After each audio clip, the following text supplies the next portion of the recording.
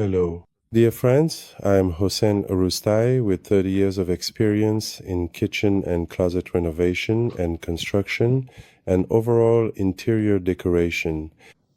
Dear friends, I wanted to tell you that we really need to be careful when arranging our cabinets.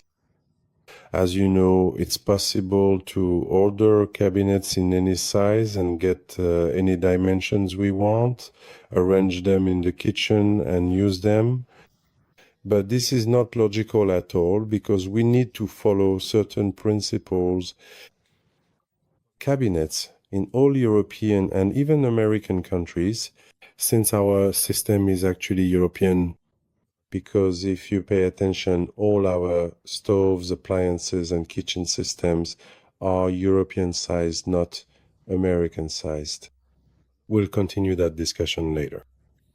What I wanted to point out is that in industrial countries like Germany, Italy, and similar places, cabinets are pre-cut. It's not like here where you design a size yourself, then have a workshop build it, then go and install it, and that's it. You go to big stores and say, I want this size and this number of cabinets.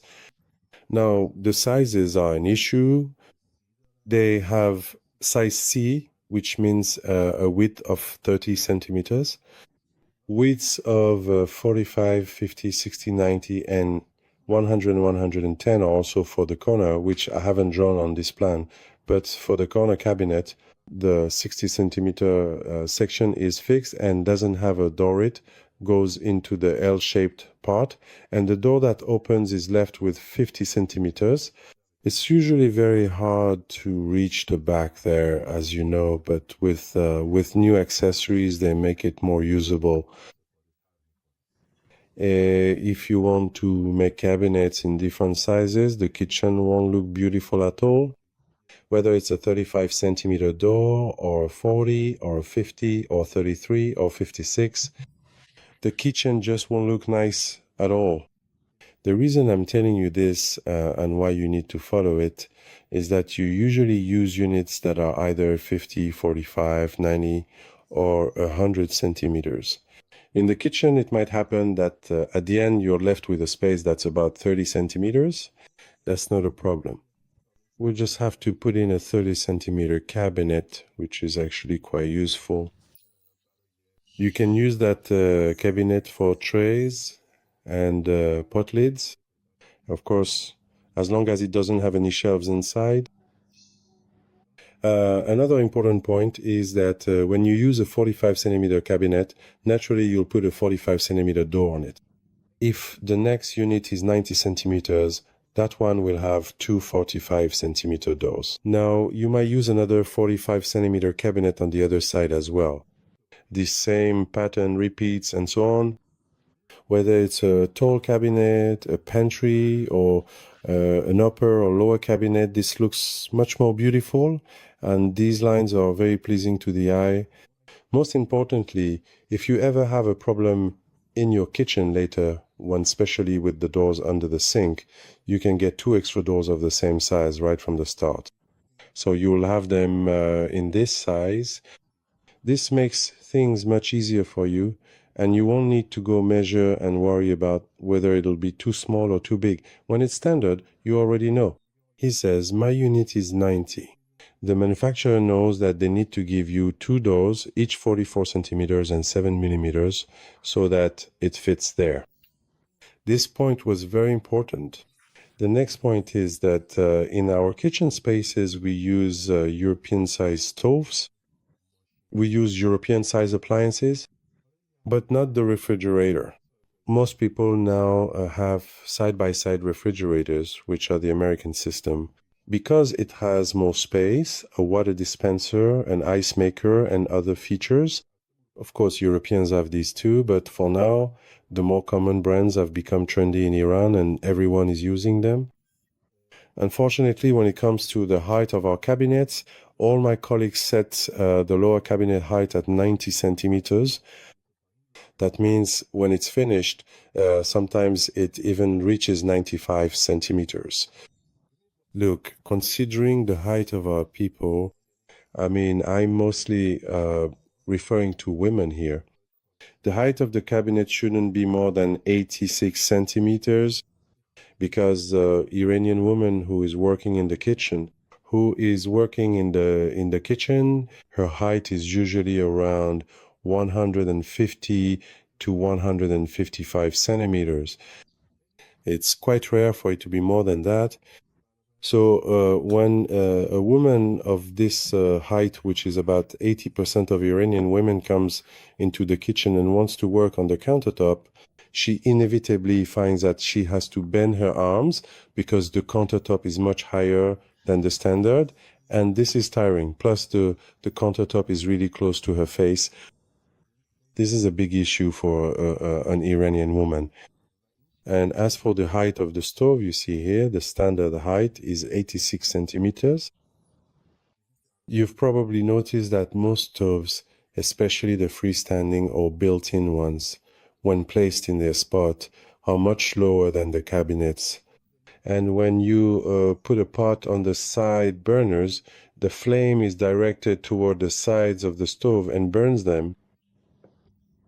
So we really need to promote this as part of our culture in our country.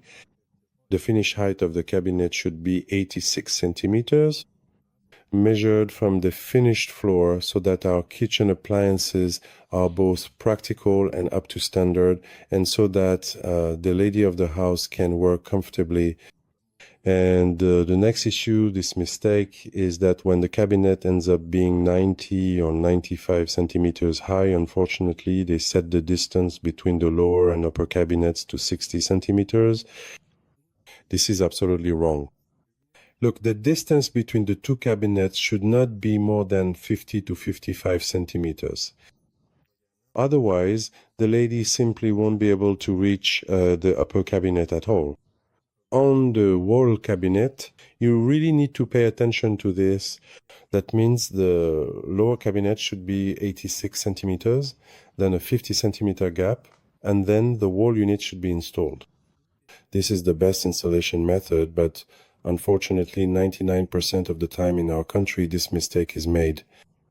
And now it's become trendy to add another unit on top of the upper cabinet, which is already higher than usual with even more depth, just to make the kitchen look stylish, but you'll never be able to reach up there. Based on this, our tiling also ends up being done incorrectly. Why? Because when you go to do the tiling, you don't know what height to use.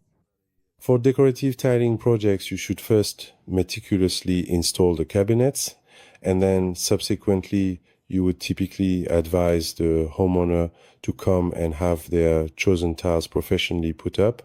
Then we come and install the countertop, or some people who are definitely making a mistake say, we'll put the countertop first. You come and do the tiling, lay your tiles on top of our countertop, and then we'll install the ceiling strip and things like that. Look, the problem with this approach is that when they lay their tiles or ceramics on top of our countertop, well, our countertop might get damaged, or the PVC countertops, as you saw, might crack. Of course, the countertops that are next to the stove, the PVC ones, might crack, and you might want to replace them. The countertop, so how are you supposed to pull the countertop out from under the ceramic tiles? It's just not possible. If you try to pull it out, the tile might be loose and fall down, and there's no way you'll be able to slide the new countertop back under there again. It's just impossible. You'll run into a lot of trouble. Then you'll be forced to cut the countertop smaller and deal with all these unnecessary hassles. The best height for cabinets is 70, but since it's been trendy for many years, people go with a height of 90, which also looks nicer. There's no problem. We'll go with 90, but make sure you don't leave a non-standard gap for the cabinet. Thank you for your attention. Until the next session, goodbye.